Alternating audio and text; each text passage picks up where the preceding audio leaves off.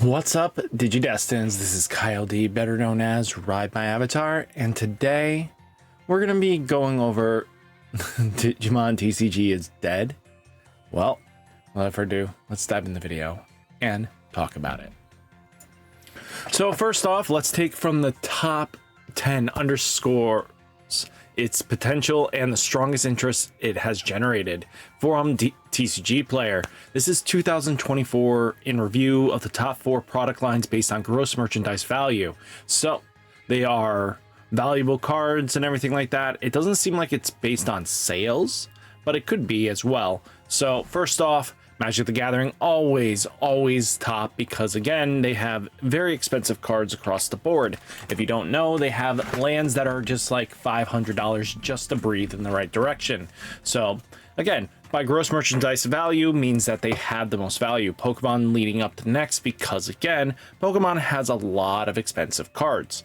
And you know, what are those? They're like their secret chase cards, you know, Giratinas, Latios and Latias, like a tag team card sitting almost close to $1,000. Stuff like that really does make value on product, means that we have a lot of good value going on in it. So Yu-Gi-Oh has their ghost rares, their quarter century rares and stuff like that that kind of just keep them afloat, and they're basically stupid printing of, you know, extremely rare cards. So always has great value, and their over reprinting stuff means they print a lot of product going forwards.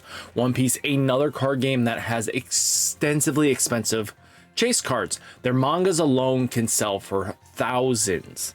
You know, that is something to take into account as well, and players don't understand that as a huge market. Then Lorcana.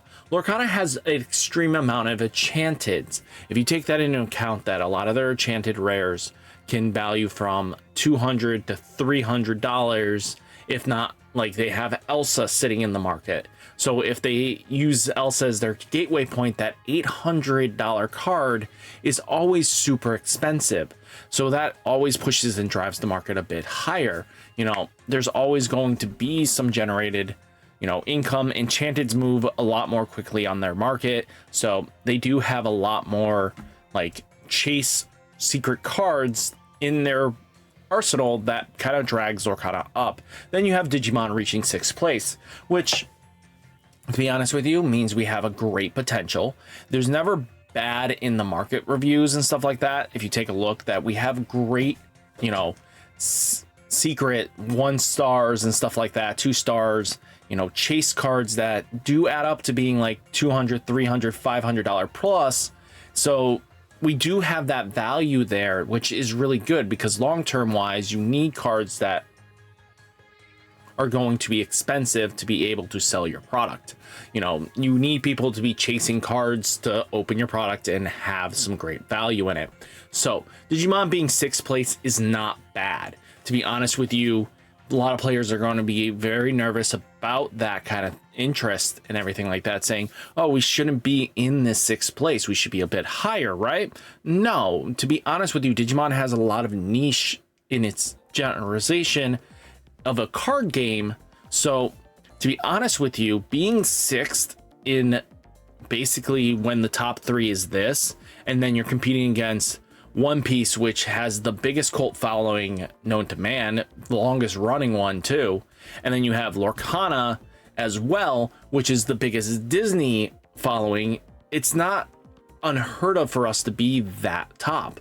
You know, if we were like, you know, sitting on 8th place, then I would be a little bit more nervous. But being 6th place means that our niche is a lot better than Star Wars niche, because Star Wars is a bigger franchise and has as big as a following to Disney's IP as anything else. Like if you were to put Marvel right next to it, you know, those 3 are owned under Disney right now, and that means, you know, Star Wars isn't as big of a chase set series as they wanted it to be, and it's proving that. But to be 7th place for them right under us is not terrible. We're doing a little bit better in this compared to the Star Wars IP. Flesh and Blood's been around for a while. I know they have some great value in their tournament value, so that's kind of holds them up a bit. Vanguard promo fight, you know, all the promos add up eventually, and some promos are $30 to $50. So with the amount of promos that they have, and they're constantly printing promos for decks, and then you have the lyrical backing this shit up. Let's be straight, you know, because of the mermaid waifu value that they print almost every year, and that alone is what keeping Vanguard into the market here, is because of that. And then you have Dragon Ball card game Fusion World, which I'm going to be straight honest with you. Next year, I do not expect this to be in the top 10. I expect this to disappear. And I think, to be honest with you, Union Arena might actually take this slot because they have good expensive cards, and starter decks have chase cards in them that you can pull.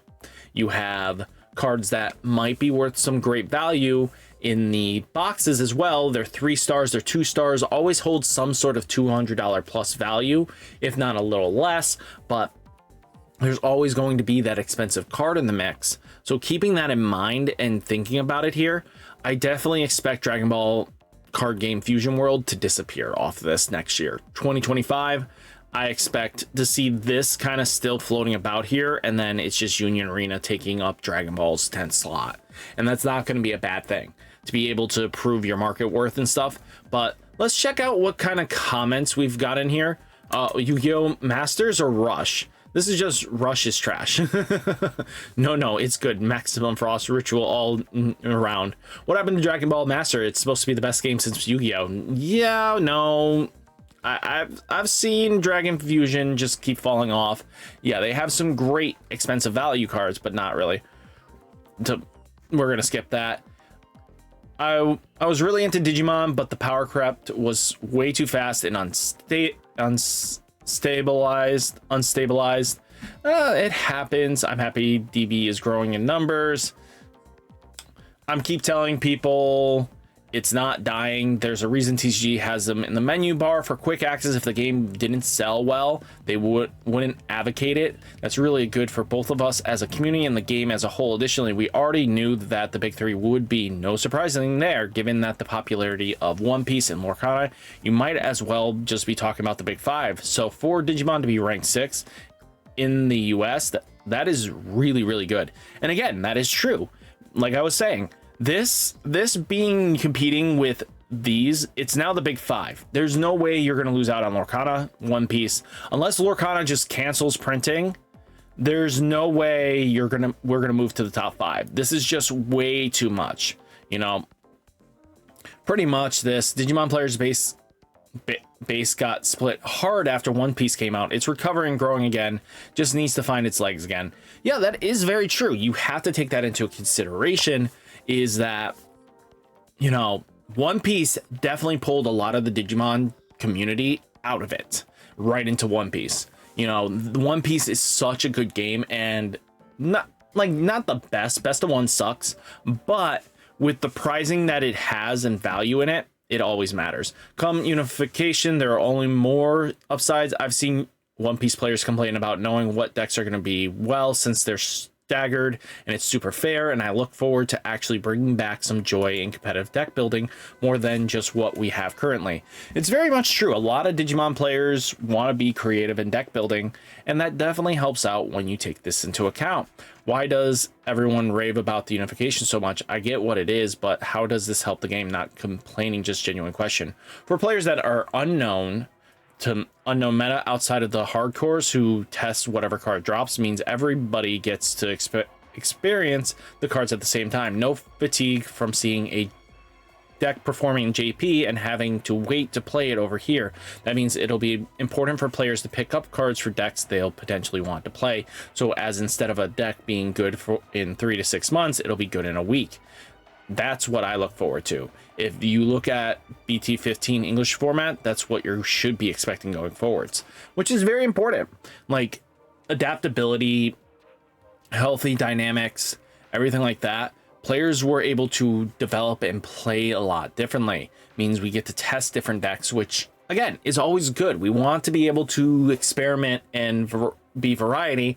Again, we'll be keeping pace with JP once the unification happens, and we'll know together, like, hey, this might be something interesting. We can now look at JP and go like a quick look and go like, okay, this is what they're thinking, this is what I'm thinking, and now pull the data together to make a beautiful, maybe better deck.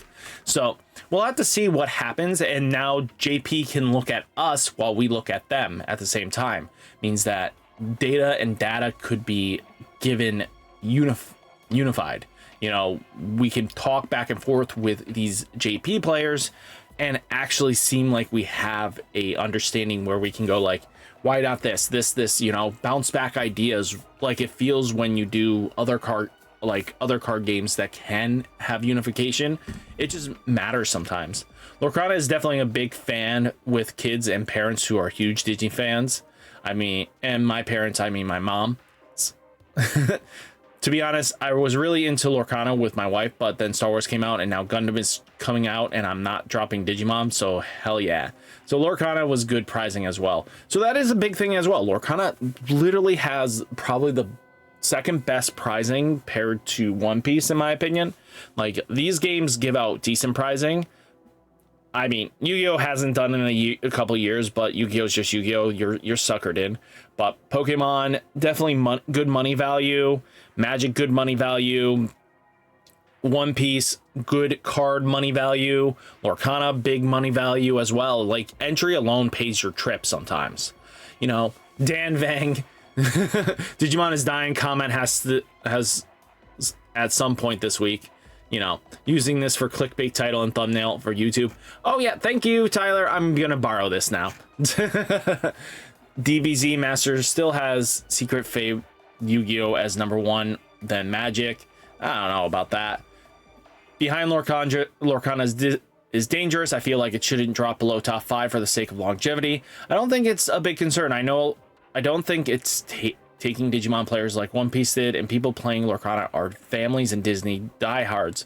And I'm more worried about Gundam coming up. I can see that pulling some Digimon folks. Bet I really needs to chill busting out new card games like it's fire sales. Digimon would easily stay at the top 3-4 if One Piece and DBZ didn't take away big amount of players.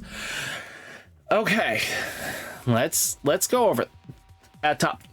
Again, nobody's taking out the big 3. I think that's like the biggest thing in people's brains, that they think a game can take out Yu-Gi-Oh or Pokemon or Magic. No card game is going to do that. There's no feasible way of doing that. We're not JP players that play, you know, a Magic Light game, aka Duel Masters, for 20 years. You know, since that conception of that card game, it still exists in JP. Like, we can't just use that as our information and bias here. You know, that's huge information. Pokemon and Yu-Gi-Oh are always going to be the big 3. This is just not gonna happen. So this mentality needs to go out the window. You know, easily stayed at top 3. Digimon was never top 3. 4, it maybe made 5th or something like that. I think Flesh and Blood was... The fact Flesh and Blood has dipped down this far, it used to be Magic, Pokemon, Yu-Gi-Oh, Flesh and Blood. I think we just got underneath it, or it was Dragon Ball's Fusion World, and then we were here. I mean, Dragon Ball TCG, I don't remember where we sat exactly, but I think Flesh and Blood was 4th, and then we were 5th, like a couple of years ago. So keeping this as this is just understandable. People need to get off their high horse. Lorcana is always going to be better because they have something we don't, and that is the diehards. It doesn't matter who's buying it or what. You can know that a Disney fan is going to know what that card is. Digimon fans are a smaller niche and doesn't always have that bigger grab. You know, we've adapted and we've gotten better with everything, but you're never gonna knock these 5 now. Being 6th place is good. If we were under Star Wars Flesh and Blood, I would have said, yeah, we're gonna have issues. But because these 2 are lower, Vanguard's been kind of in and out of 7th and 9th for years. But if we were here, the 10th place, I would be nervous. But being 6 is really huge. I think Digimon will survive from its mechanics and gameplay alone. It's a well-created game, fun games last a long time. Considering Bandai has tried like 4 or 5 times to make Digimon card game work, it has. I don't think they're them abandoning it this one easily. You know, yeah, fair. Nothing is going to dethrone the big three. One Piece has a lot of support from both the fans at Bandai, and Lorcana has Disney money behind it, and Digimon can't compete with that. Even though I'm a Yu-Gi-Oh player primarily, you all have the better game.